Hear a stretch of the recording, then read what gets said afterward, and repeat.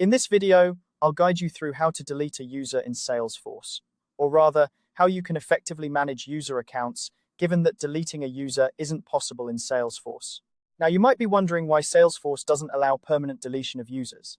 Well, that's because each user's account is intricately tied to important historical data. This could include past deals they've closed, emails they've sent, or accounts they've modified. This data is crucial for maintaining the integrity and continuity of your business records. So, instead of deleting a user, Salesforce offers you the option to deactivate or freeze their account. Let's dive into the process of how you can do this. First, you need to access your Salesforce account. Make sure you have the necessary administrative permissions to manage users. Once you're logged in, navigate to the user list where you can see all the active and inactive users. Here, you'll find the user whose account you need to manage. Click directly on the name of the user. This will take you to their profile page, where you can see all the details related to their account activities.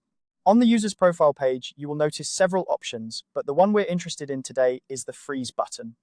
Clicking this button will effectively freeze the user's account. What does freezing an account do?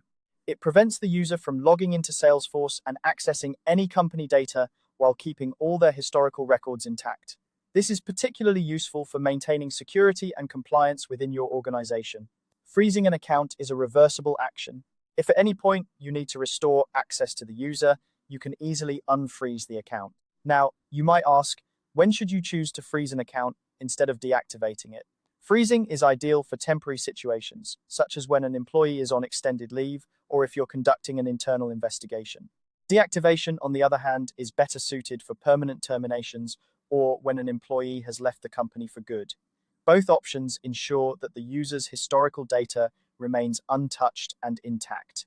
Remember, managing user accounts effectively is key to maintaining the security and efficiency of your Salesforce environment.